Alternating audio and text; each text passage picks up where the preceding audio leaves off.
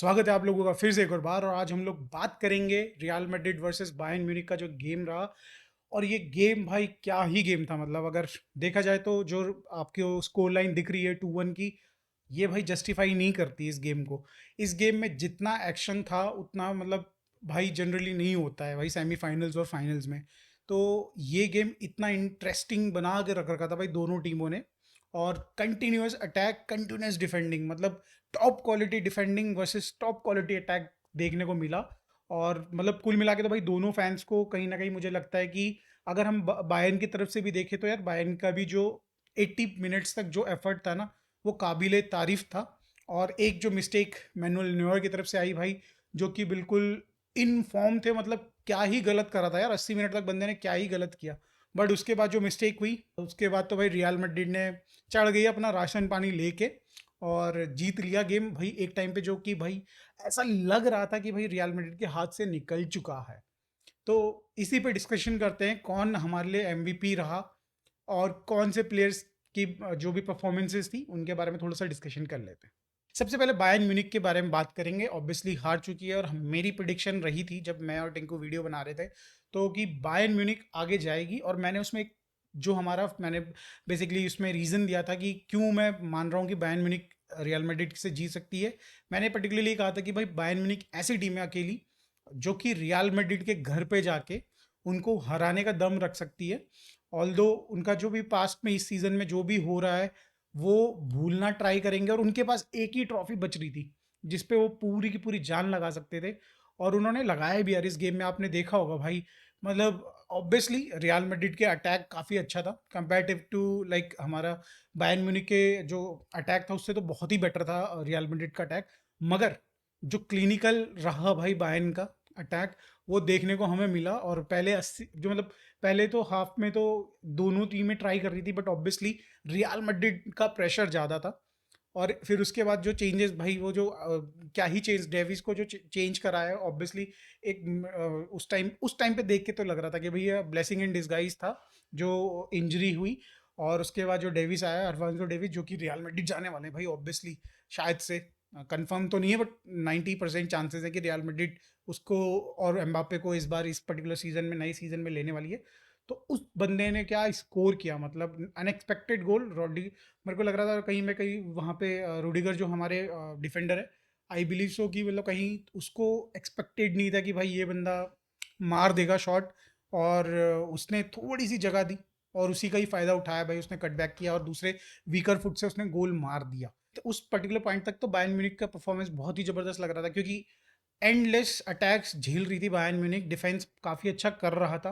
और पर्टिकुलरली हम बात करी जाए भाई डिफेंस में, तो भाई उनका जो लीडर है मैनुअल नोयर, उसने भाई क्या ही डिफेंस बना के रखा, क्या ही शॉट्स को सेव किया है। और अगर आप देखो तो यार मतलब इतने पावरफुल शॉट्स मार रहे थे भाई, इधर से विनीशियस जूनियर का भी भाई रॉड्री आके मार, ओ सॉरी, हमारे मतलब मिड में से कोई ना कोई शूट ले ही ले रहा था। तो कंटिन्यूस उस पर जो भी शॉट्स फायर हो ही रहे थे। और उसके बावजूद भाई बंदे में क्या ही दम है। मतलब हमने देखा है कि भाई मैन यूनाइटेड के गोलकीपर, बार्सिलोना के गोलकीपर, इनसे हाथ पे लगने के बाद डिफ्लेक्ट हो जाती है बॉल और वो गोल के अंदर जा सकती है। और बट यहाँ पे हमने देखने को मिला कि भाई बंदे के हाथ नहीं थे भाई, पत्थर था, पत्थर पहाड़ था खुद भी ये बंदा, एक तरीके से देखा जाए तो। मतलब हाथ पे बॉल लग रही है, 30-30 मीटर दूर जा रही है बॉल। तो Manuel Neuer top form again. But फिर आई वो जो मिस्टेक, उस मिस्टेक ने मतलब क्या ही बोलूँ। इनिशियल जो पहला शॉट था उसको रोका, बट कहीं ना कहीं कैरी करते वक्त वो हाथ से छूट गई। और वहीं पे भाई जोजिलो आया और गोल निकाल गया भाई। जोजिलो जोजिलो जोजिलो, मतलब परफॉर्मेंस में तो यार अभी रियल मैड्रिड भी आएंगे, बट इधर अभी हम बात कर रहे हैं। एक्चुअली अगर देखा जाए तो देखो, मेरे को ये लग रहा है कि जो गोल हम लोग मैनुअल नोयर पे डाल रहे हैं जो बात, मुझे लग रहा है कहीं ना कहीं मैनुअल नोयर इस चीज़ में कह सकते हो कि यार मैनुअल नायर ढीले पड़ गए। पर्टिकुलरली क्योंकि जो टुकल ने आफ्टर 80 मिनट जो गोल स्कोर किया था उसके बाद यार उसने कहीं ना कहीं जो चेंजेस इंट्रोड्यूस करे कि भाई उसने केन को हटा दिया, उसने भाई हमारे मुशियाला को हटा दिया और उसकी जगह पे भाई दो दो बंदे मतलब एक ऑब्वियसली जो इनके क्या है किम मिंग जिंग, उसको लेके आए। और वो कहीं यार उस मतलब वो कहीं ना कहीं वो उतना कैपेबल डिफेंडर लग नहीं रहा है। ऑब्वियसली वो उसमें नेपोली में अच्छा खेल रहा था शायद से, मगर यहाँ पे उतना चला नहीं इस सीज़न में। और ये एक्सपेक्टेशन थी कि 3 सेंटर बैक खेलेंगे, 5 लोग पीछे खेलेंगे और उनके सपोर्ट में भाई 2 या 3 मिडफ़ील्ड रहेगी और आगे हमारा बस एक ही स्ट्राइक में एक बंदा रहेगा, तो उससे काम चल जाएगा इनका। बट भाई तुम फेस कर रहे हो रियल मैड्रिड को भाई, and real Madrid is known for the miracles they do, और पर्टिकुलरली वो भी बर्नाबाउ में भाई, ठीक है? तो कल फिर अगेन वही मिरेकल हुआ। कहीं न कहीं भाग्य का साथ रियल मैड्रिड के ज़्यादा था, और रियल मैड्रिड जो भाई, अगर इतने कंटिन्यूअस चांसेस क्रिएट करने के बाद, इतना इमेंस प्रेशर क्रिएट करने के बाद गोल नहीं स्कोर करते ना, तो मुझे लगता है कि भाई उनकी जर्नी भी भाई कोई, मतलब ये बिल्कुल, मतलब जो ये इनको एंडिंग मिलती कि हारते, तो वो बिल्कुल भी सही नहीं होती। और रियल मैड्रिड ने भाई क्या ही परफॉर्म किया उस टाइम पे, जो पुश बना के रख रखा था, इमेंस प्रेशर डाला मैनुअल नोयर पर, गलती निकल के आई भाई।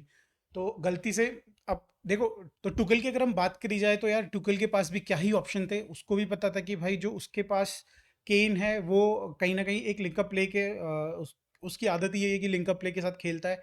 और मूसियाला को जो नॉक आया था उसके बाद आई डोंट थिंक सो कि मूसियाला कंटिन्यू कर सकता था, तो वो इंजरी में खेलता, उससे बेटर था कि उसने बोला कि भाई डिफेंस ले आओ, और जो भी स्ट्राइकर हमारा जो आएगा नया बंदा, वो ट्राई करेगा भाई सिंगल रन लगा के और गोल कर सकता तो कर सकता है। बट एटलीस्ट हमारे पास जो उसका डिफेंस पे जो उसने भरोसा दिखाया, वो तो एटलीस्ट हमारे पास एक एडिशन के साथ और बेटर हो जाएगा, और हो भी वही रहा था।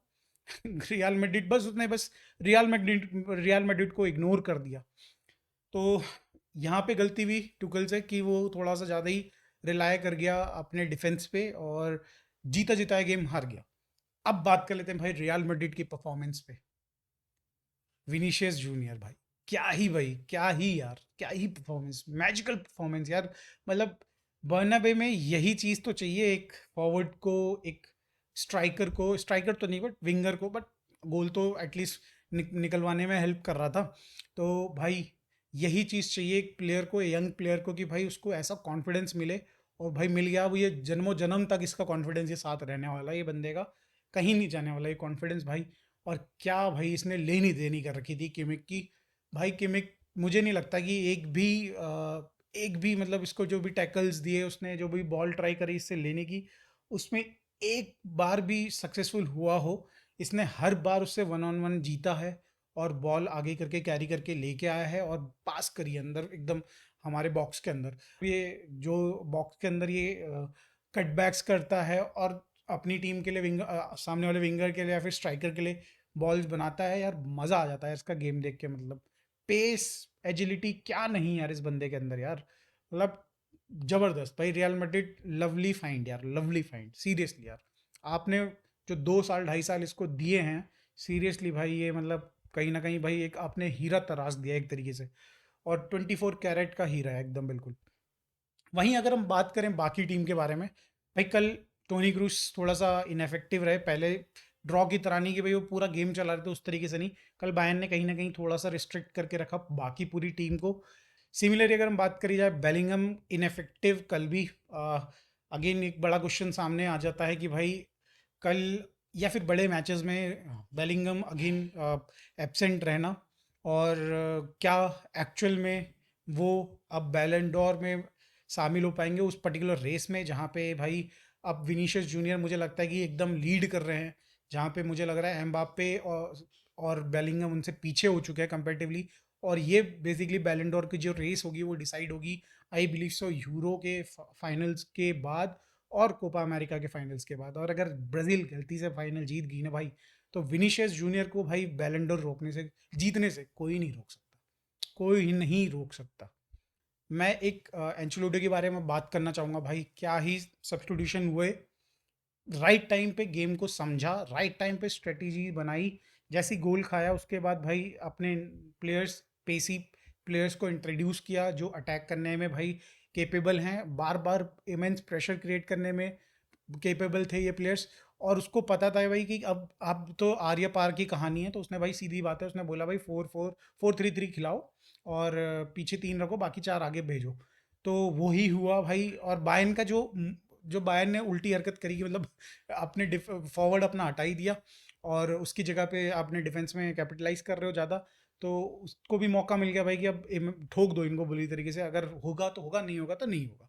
तो जब ये देखा उसने भाई एंसेलोटी ने भाई, तो मतलब उसके दिमाग तो भाई वैसे ही बहुत तेज है, शार्प है, तो ये स्ट्रेटेजी उसने बनाई और तुरंत भाई चेंजेस करे और इफेक्टिव भी रहे। ठीक है, तो रियल मैड्रिड अगेन भाई एक्सपेक्ट करो इनसे 90th मिनट, 98 मिनट, 99 मिनट, कल तो 15 मिनट एक्स्ट्रा चला ना गेम, तो वो 15 मिनट के भाई आखिरी सेकंड्स तक एक्सपेक्ट करो कि भाई ये गेम निकाल सकती है। दिस टीम इज केपेबल कि भाई वो 1 मिनट के अंदर 2 गोल कर सकती है, ये इतनी केपेबल है। अब बात कर लेते हैं भाई तीसरा जो फैक्टर हुआ कल, जो कि भाई कंट्रोवर्सी, रियल मैड्रिड का गेम हो और कंट्रोवर्सी ना हो, ये तो भाई पॉसिबल नहीं है। कल भी यही कुछ देखने को मिला, आपने देखा होगा भाई कुछ ना कुछ ऐसे फाउल्स कल की, यार रेफरिंग अगर आप देखो ना तो फाउल्स मेरे को नहीं लगता है कि किसी एक पर्टिकुलर प्लेयर को भी येलो कार्ड मिला हो, मेरे को तो ध्यान नहीं आ रहा है। बट हाँ, टुकल के बेसिकली आई थिंक स्टाफ को येलो कार्ड मिले, एक एक येलो कार्ड मिला, बट इसके सिवाय मुझे नहीं लगता कि येलो कार्ड मिला है किसी को। और यही एक क्वालिटी दिखाता है भाई कि मतलब रेफरिंग बहुत ही प्यारी हो रही थी, अनटिल अनलेस जो आखिरी वाली मिस्टेक हुई, उसके सिवाय भाई रेफरी तो भाई कमाल की हो रही थी। मतलब पूरा चांस दे रहा था रेफरी कल भाई दोनों टीमों को कि भाई तुम अपना पूरा 100% एफर्ट डालो, और अगर इन केस कोई फाउल डिजर्विंग होगा येलो कार्ड या फिर रेड कार्ड का तो वो देगा। और मेरे को नहीं लगा कि भाई कल ऐसा कोई मेजर फाउल हो रहे थे। बहुत अच्छी मतलब इन टर्म्स ऑफ भाई रेफरिंग दोनों ने की। और बस एक आखिरी वाली जो मिस्टेक आई भाई उसने भाई मुझे लग रहा है कि पर्टिकुलरली एक काला धब्बा छोड़ दिया है, पर्टिकुलरली एक अच्छी रेफरिंग जो हमें देखने को मिली। तो उस पर भी आ जाते हैं, उस पर भी बात कर लेते हैं भाई।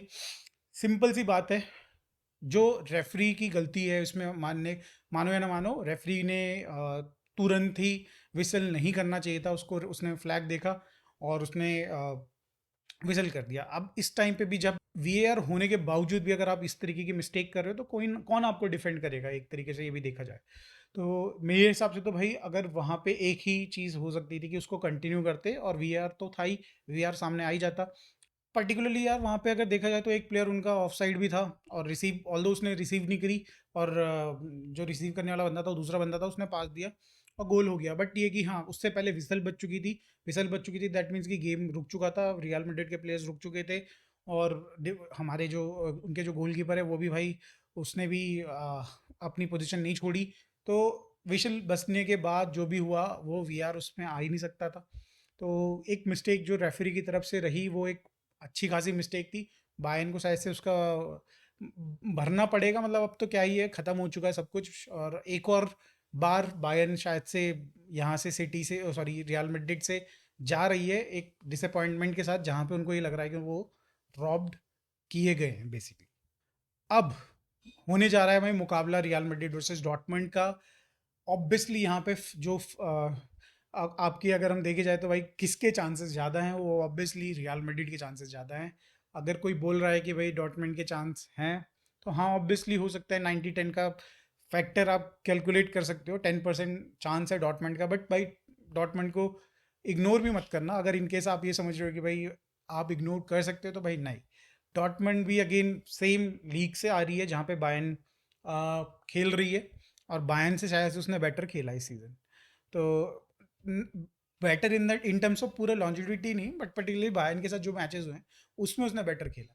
तो अब देखते हैं भाई कि क्या करती है डॉर्टमंड। चांसेस तो बहुत कम है, नैरो चांस है, but there is a chance. Football है तो भाई चांस भी है।